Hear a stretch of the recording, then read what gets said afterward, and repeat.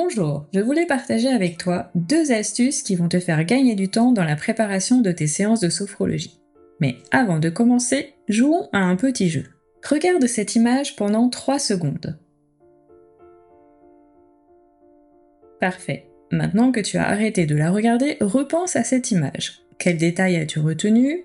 La position du chien, la forme des ombres, le type de route, la couleur de feuilles des arbres, celle du ciel. En quelques secondes, ton cerveau a retenu énormément d'informations. Si je t'avais décrit cette photo au lieu de la montrer, il aurait fallu plusieurs minutes pour mentionner tout ce que tu as vu en quelques secondes. Je m'appelle Anne-Sophie et j'ai créé À temps pour soi pour aider les sophrologues à trouver plus de clients sereinement en local et en ligne. Donc, une image vaut 1000 mots. Oui, une image est riche en détails. Couleurs, formes, composition. En un instant, tu comprends ou imagines son contexte, tu ressens des émotions. Aujourd'hui, je vais te donner 2 astuces pour gagner du temps dans tes préparations de séances grâce aux représentations visuelles. Ces 2 astuces me font gagner beaucoup de temps pour chaque client. Alors regarde jusqu'au bout pour avoir tous les détails. Si tu as envie de recevoir encore plus d'astuces pour développer ton activité de sophrologue, abonne-toi à ma newsletter. Tu recevras chaque semaine par email des conseils et astuces pratiques. Le lien est dans la description, juste en dessous. Très souvent, lorsque tu prépares tes séances personnalisées, tu passes beaucoup plus de temps à chercher et organiser tes exercices qu'à les réaliser avec tes clients.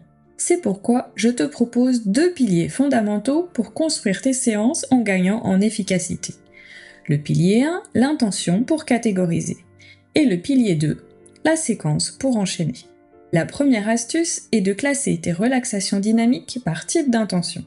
Les exercices de relaxation dynamique peuvent avoir différentes intentions. Réduire le stress, remplir d'énergie, évacuer les tensions musculaires, se remplir de confiance en soi, etc. Si tu classes les exercices de relaxation dynamique du premier degré en catégories, cela va te permettre de trouver facilement l'exercice qu'il te faut. Je te propose le classement suivant, que j'ai utilisé dans mon pack de fiches illustrées des relaxations dynamiques. Tu trouveras le schéma complet dans mon pack, le lien est dans la description.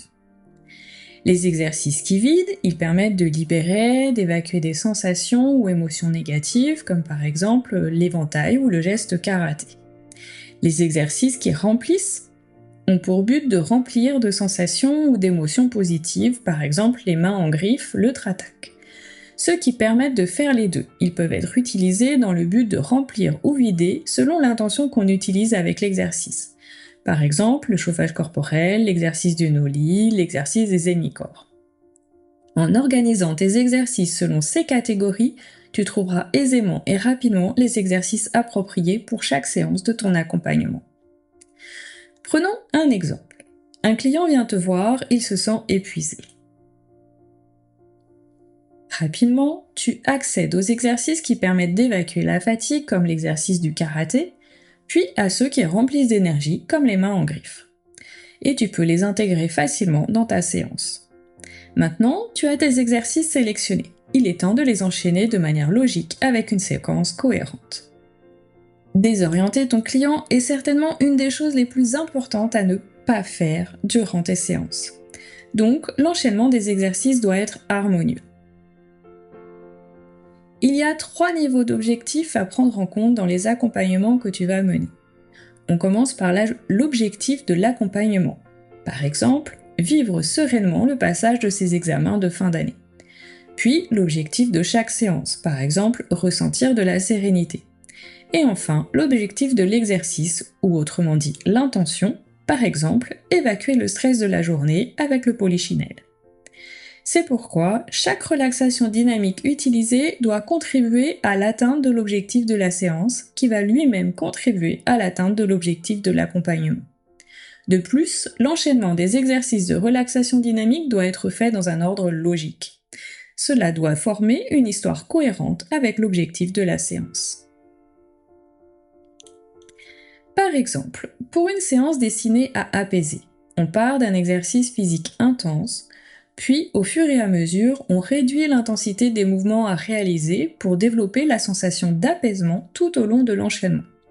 On évite également généralement les alternances des positions assises-debout, sauf si cela sert un objectif précis. Dans un exemple d'enchaînement, on va commencer par le polichinelle pour évacuer le stress de la journée, un pompage des épaules pour libérer le stress pesant sur les épaules, précisé par le client en anamnèse, puis une rotation axiale pour créer une bulle de sérénité. Et enfin, un soufflet abdominal pour faire rentrer la sérénité à l'intérieur de soi. Avec mes fiches illustrées, tu peux voir facilement chaque étape des exercices de la totalité de ta séance. D'un bref coup d'œil, tu t'assures ainsi que les mouvements prévus et les intentions constituent un enchaînement logique et cohérent pour l'objectif de ton client. Cette vision de bout en bout des relaxations dynamiques va te faire gagner du temps. Sur mes fiches illustrées, tu as différentes zones. Le titre de l'exercice, son principe et des conseils, les instructions de réalisation précises et illustrées, une zone pour tes notes ou tes coordonnées, une zone pour détailler l'intention pour cet exercice. En plus, tu peux les annoter facilement. Avec mes fiches, tu vas pouvoir te simplifier la préparation de tes séances. Et pour profiter de l'offre spéciale, scanne ce QR code ou retrouve le lien dans la description. En résumé, il y a 2 choses simples que tu peux faire pour t'aider pour tes séances.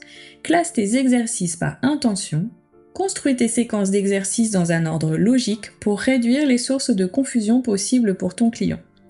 En les appliquant, tu pourras offrir à tes clients des séances plus fluides et personnalisées tout en passant moins de temps à la préparation. Retrouve la semaine prochaine une personnalisation de l'exercice des hémicorps.